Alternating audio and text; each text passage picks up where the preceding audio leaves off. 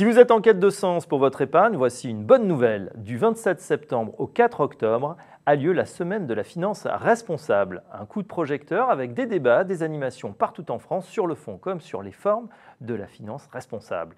L'enjeu de cette nouvelle édition, faire connaître les différentes formes d'investissement. Tout d'abord, l'investissement socialement responsable, ISR, qui analyse comment les entreprises et les États intègrent les enjeux environnementaux, sociaux et de gouvernance.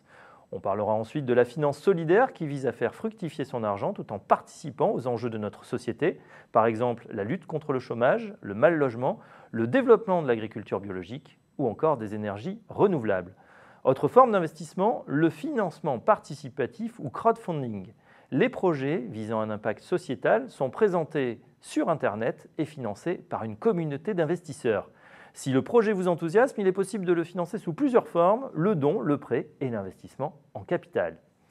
La semaine de la finance responsable va également se pencher sur le thème épineux de l'éthique des affaires, un sujet central au moment de choisir dans quelle entreprise investir. La performance économique et boursière n'est plus le seul critère de sélection pour les gérants. Les affaires de corruption, l'opacité fiscale ou plus largement les scandales feront qu'une entreprise ne sera pas compatible avec les règles ISR et donc non éligible pour certains fonds.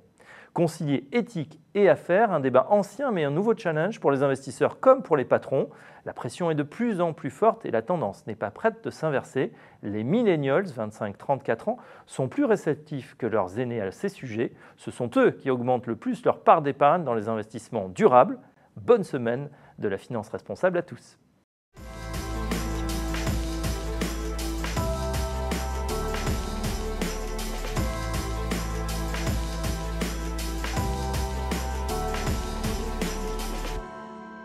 Fin septembre aura lieu la semaine de la finance responsable. Pour nous éclairer sur cette semaine, nous sommes en compagnie de Pierre Valentin, président du directoire.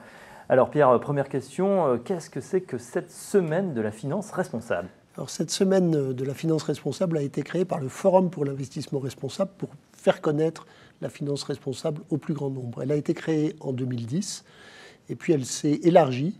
Au départ, elle était centrée sur l'investissement socialement responsable. Et puis elle a intégré peu à peu toutes les autres formes d'investissement qui concourent à la finance responsable. Quels en sont ses objectifs ? Alors, les objectifs, c'est de montrer à chaque investisseur qu'il peut jouer un rôle, qu'il peut être utile en investissant ou en épargnant. Les domaines de la finance responsable qui sont concernés donc, par cette semaine sont à la fois l'investissement socialement responsable, la finance solidaire, mais aussi d'autres sujets comme les fonds thématiques, particulièrement ceux qui sont destinés à favoriser le développement durable. Et puis enfin, le crowdfunding, c'est un peu plus neuf dans la mesure où il concourt lui aussi à ces notions de finance responsable. Alors Ecofi, évidemment, va être un acteur de cette semaine de la finance responsable. Justement, quelles sont vos actions ? Comment êtes-vous impliqué dans cette semaine très particulière ? Alors, nous sommes évidemment un pionnier et aussi un leader dans la plupart des domaines que je viens de citer, puisque nous sommes présents dans l'investissement socialement responsable depuis 2000. Nous sommes présents dans la finance solidaire, nous gérons plus de 300 millions d'euros de fonds solidaires. Nous sommes présents dans les fonds thématiques pour le développement durable avec notre fonds Ecofi Enjeux Futurs. Évidemment, le crowdfunding, ce n'est pas un métier de gestion d'actifs, donc là, nous n'y sommes pas, mais nous regardons ça avec beaucoup d'intérêt. On revient à votre démarche ISR, justement. Qu'est-ce qui est le plus important ? C'est d'abord la transparence. Il faut que l'investisseur sache exactement quelle est notre conception de l'investissement socialement responsable. Nous faisons des choix, ce n'est pas forcément la même chose que ceux de nos concurrents. La deuxième chose, c'est qu'il faut un niveau de sélectivité qui soit suffisant. Chez nous, dans nos fonds socialement responsables, en tout cas dans certains de nos fonds socialement responsables, plus de 50% des sociétés ne sont pas éligibles. Et puis dernier point, il faut que le processus d'investissement socialement responsable ait réellement une influence sur le processus de gestion.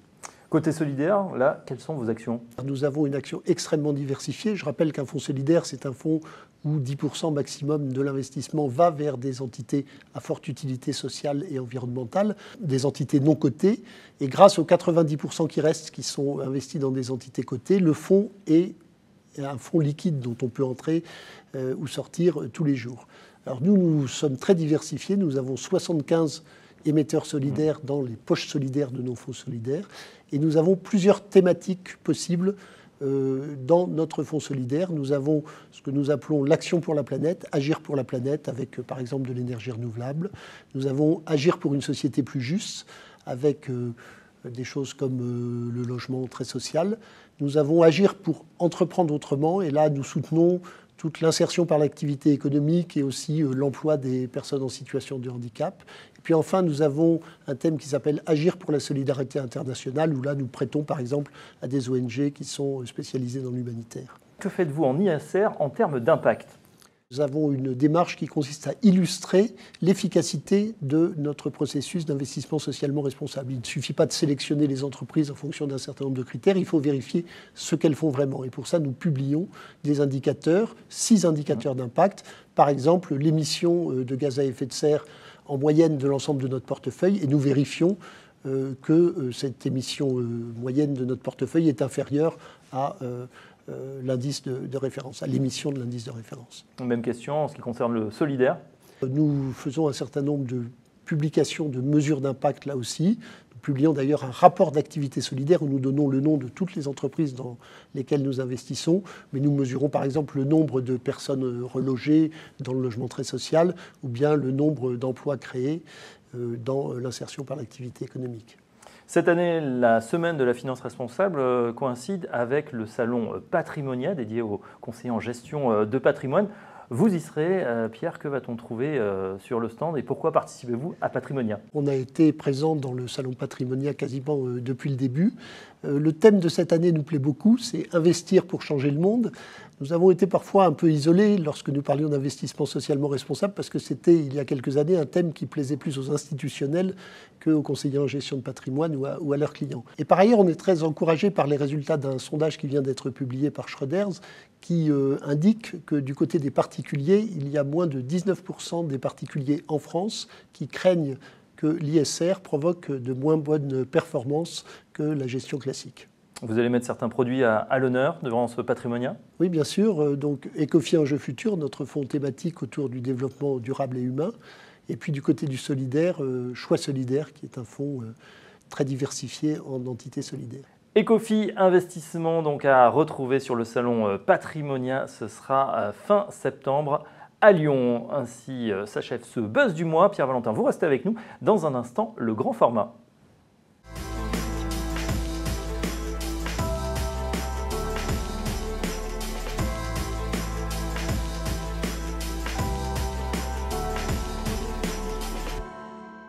L'éthique des affaires, c'est le grand thème de la semaine de la finance responsable qui aura lieu du 27 septembre au 4 octobre. Que recouvre ce terme ? Peut-on évaluer l'éthique des entreprises ? Existe-t-il des textes de loi qui encadrent les meilleures pratiques ?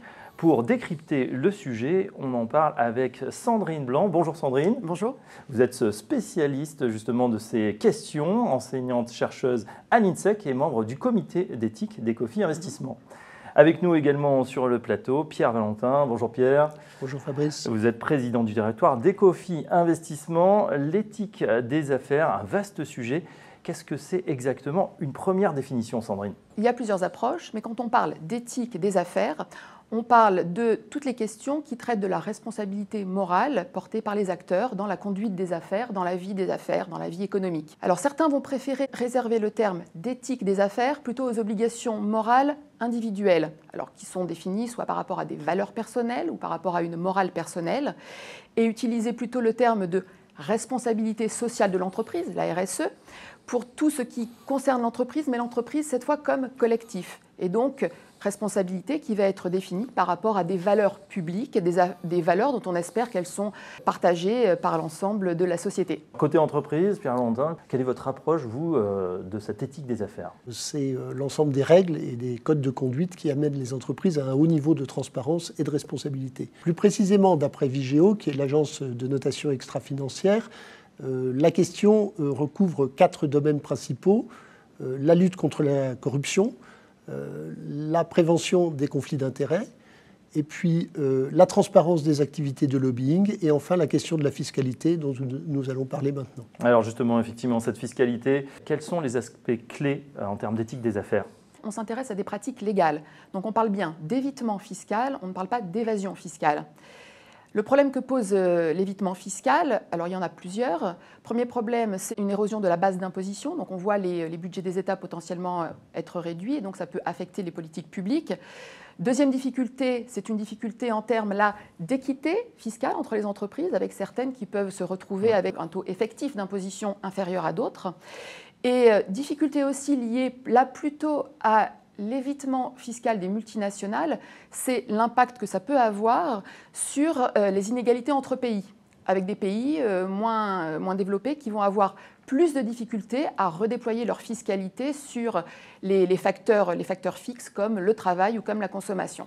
Alors ces multinationales, on en parle beaucoup, ce sont bien sûr les GAFA, mais aussi une entreprise comme McDonald's. On va s'intéresser plus particulièrement au cas d'Apple. En 2012, le New York Times sort une grande enquête qui s'intéresse à Apple et montre qu'Apple localise une partie de ses bénéfices, par exemple aux États-Unis dans l'État du Nevada, mais aussi largement à l'étranger, par exemple en Irlande, enfin dans des pays qui ont une fiscalité très limitée, une basse fiscalité sur l'entreprise. Quel est l'impact ? C'est le manque à gagner des États, évidemment, les États-Unis, l'Europe. Alors aux États-Unis, quand l'étude est sortie, ça a été un tollé. Et en Europe, l'Europe a aussi réagi en demandant par exemple à l'Irlande de recouvrer 13 milliards d'euros. Alors ce qu'il est intéressant de noter, c'est que c'est plutôt au nom d'une distorsion de la concurrence, ce qui tente à suggérer que le problème de l'évitement fiscal, à ce moment-là, c'était en 2016, n'était pas encore complètement traité. 13 milliards d'euros d'amende pour Apple. Quels sont, Pierre-Valentin, les autres moyens d'action concernant cet évitement fiscal, mais aussi d'autres manquements à l'éthique des affaires? Alors, sur l'évitement fiscal, de très gros progrès ont été réalisés par les États de l'OCDE qui ont décidé de se mettre d'accord pour amender l'ensemble des conventions fiscales bilatérales de telle sorte que d'ici quelques années, toutes ces lacunes qui permettent les stratégies d'évitement fiscal des multinationales disparaissent. Donc on peut dire qu'il y a une très forte efficacité de l'action. Sur les autres domaines de l'éthique des affaires, il y a eu là aussi des progrès. D'abord, l'augmentation considérable des amendes pour les cas de corruption qui, par rapport à ce qu'il y avait il y a 10 ans, est vraiment spectaculaire. Et puis on peut citer, par exemple pour la France, la loi Sapin 2 qui protège les lanceurs d'alerte. Donc il y a aussi toute une politique pour faire en sorte que ces affaires sortent plutôt que d'être enterrées. Parmi les autres leviers d'action, on parle de plus en plus de transparence des entreprises. Qu'est-ce que cela représente, Sandrine Blanc ? La transparence, c'est le fait de rendre publiques des informations qui concernent les entreprises. Donc c'est intéressant parce que c'est au fond un levier d'action qui se déplace des États vers la société, par exemple vers les investisseurs, et qui donne aux investisseurs un moyen de pression grâce aux informations auxquelles ils ont accès. Donc, et de ce point de vue, on peut penser que l'investissement socialement responsable, l'ISR, a précisément une responsabilité en matière de responsabilisation fiscale des multinationales. L'Europe est-elle en pointe sur le sujet ? Effectivement, il y a eu l'adoption par le Parlement d'une directive européenne d'un reporting public pays par pays. Donc ce que ça veut dire, c'est l'exigence faite aux multinationales de publier à la fois le bénéfice et l'impôt payé par pays. On peut penser que c'est une avancée en matière de transparence, mais en tout cas, celle-ci demande encore à être confirmée par le Conseil européen.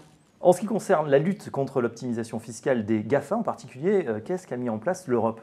Alors, il y a en ce moment deux propositions qui sont en train d'être discutées. Une première proposition, c'est l'idée d'une fiscalité sur les bénéfices, mais sur la base d'une présence numérique et non pas d'une présence physique.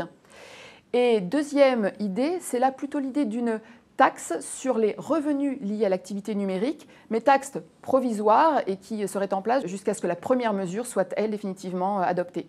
Oui, la politique des petits pas en Europe. Pierre-Valentin, on retourne à Ecofi Investissement. Comment traitez-vous justement l'éthique des affaires chez Ecofi ? Alors nous sommes très en pointe sur ce sujet. Sur la question purement fiscale, nous avons décidé de ne pas investir dans des pays, dans des sociétés domiciliées dans des paradis fiscaux. Et puis nous surpondérons la note de responsabilité fiscale dans la note globale ESG que nous mettons à chaque entreprise. Sur les questions de manquement à l'éthique des affaires autres que la fiscalité, nous avons un processus qui permet d'exclure les sociétés qui sont soumises à des controverses, qui sont le plus souvent des controverses liées à des phénomènes de corruption. Et puis enfin, nous participons à des actions de dialogue et de vote, et nous rejoignons des coalitions d'investisseurs qui, par exemple, pousse au reporting pays par pays dont Sandrine vient de parler et qui nous permettrait d'être encore plus actifs et de faire plus pression sur les émetteurs. Voilà, on en sait un petit peu plus sur l'éthique des affaires. Merci à nos deux invités. Sandrine Blanc, merci à vous, Merci. enseignante-chercheuse à l'INSEC Business School. Et également merci à Pierre Valentin, président du directoire Fabrice. d'Ecofi Investissement. Tout de suite, on passe au vrai-faux de l'ISR.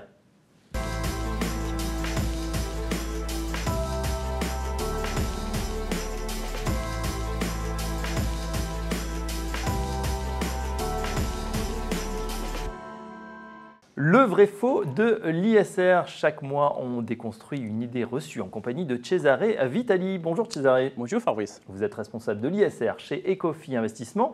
On s'intéresse au thème de la semaine de la finance responsable, éthique des affaires. Alors Cesare, éthique et affaires font-ils bon ménage? A priori, non. Et pourtant, l'entreprise, en tant qu'acteur majeur au sein de l'écosystème économique, a une responsabilité au sein de ses parties prenantes, comme par exemple les salariés, les fournisseurs, les clients et les communautés locales.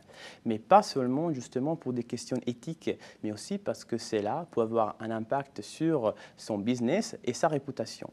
Il y a donc sûrement une convergence entre éthique et affaires, une convergence qui s'accélère avec la demande de nouvelles générations et l'alerte sur les climats. Plus précisément, quel est le lien entre éthique des affaires et ISR? L'ISR permet justement de sélectionner les sociétés au regard de ce qu'elles font ou ce qu'elles ne font pas en termes d'environnement, de social et de gouvernance.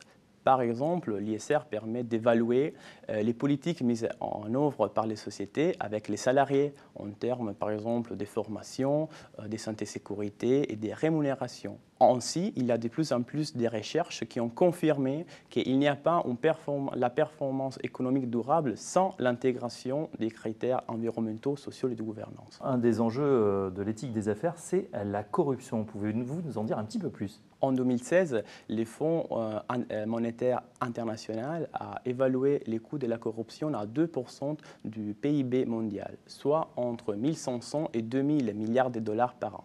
Effectivement, la corruption peut avoir un impact négatif sur les sociétés en termes de réputation auprès des parties prenantes, mais aussi des réglementations, surtout liées aux amendes qui peuvent être imposées contre les auteurs des malversations.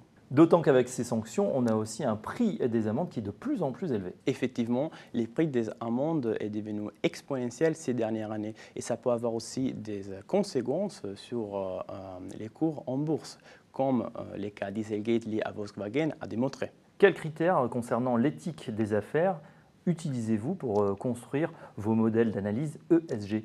Les enjeux les plus importants qu'on applique concernent en premier lieu la prévention de la corruption, la gestion des conflits d'intérêts, la responsabilité fiscale et la transparence des politiques de lobbying.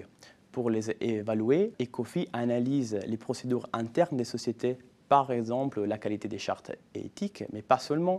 On regarde aussi les systèmes de contrôle et prévention mis en place par les sociétés, comme par exemple la formation des salariés et des fournisseurs sur ces sujets-là.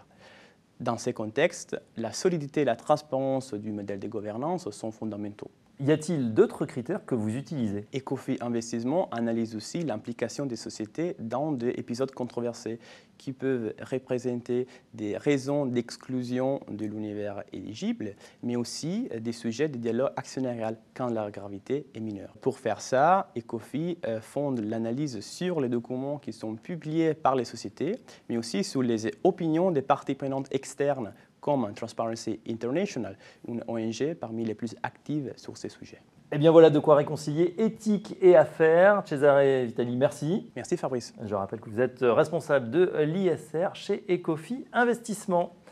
Ainsi s'achève ce numéro d'Actifs pour le futur. À très bientôt.